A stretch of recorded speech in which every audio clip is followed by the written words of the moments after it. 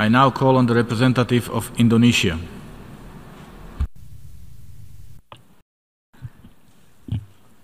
Mr. President, the delegation of Indonesia is compelled to exercise our right of reply to respond to the statements made by Vanuatu and Solomon Islands, echoed by Tuvalu and St. Vincent and the Grenadines concerning Papua and West Papua.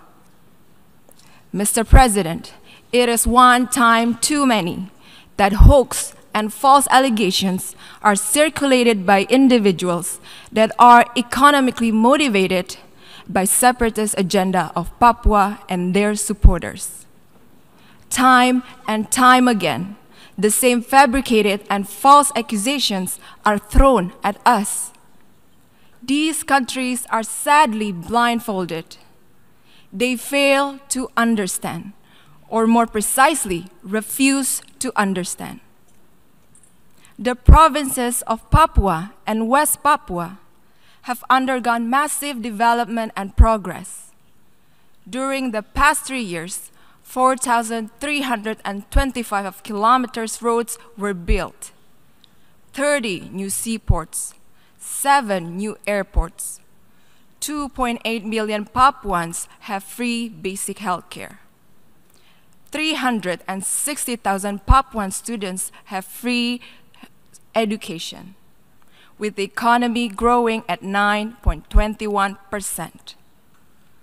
All make Papua and West Papua provinces the fastest growing regions in Indonesia. Mr. President, Papua and West Papua provinces are an integral and sovereign part of Indonesia. They will always remain an integral part of Indonesia.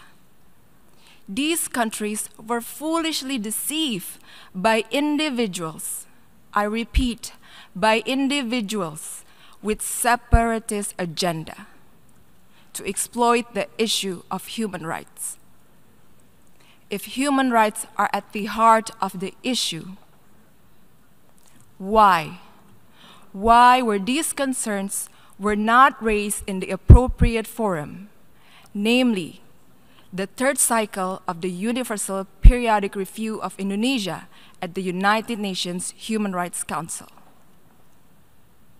If Indonesia has anything to hide on human rights issue, in this day and age of open technology, by now everybody will know if such accusations even exist.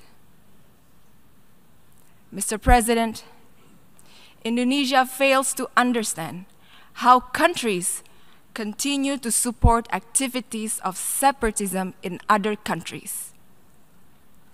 Or is this a way to hide from one's own domestic problems?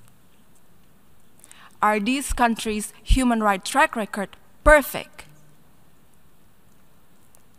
Obviously, their motivation in this august body is to dismember the territorial integrity of a sovereign and independent nation.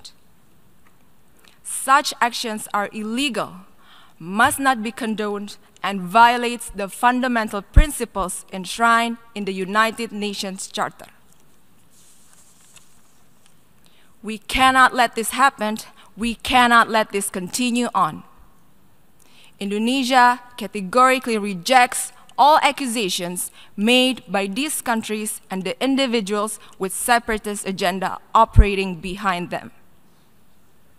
Mr. President, I would like to conclude by quoting an old proverb in Indonesia that says, "Menepuk air di dulang, terpercik muka sendiri," or loosely translated to, if you slap the water in a bucket, then be careful that the water will splash all over your own face. I thank you, Mr. President.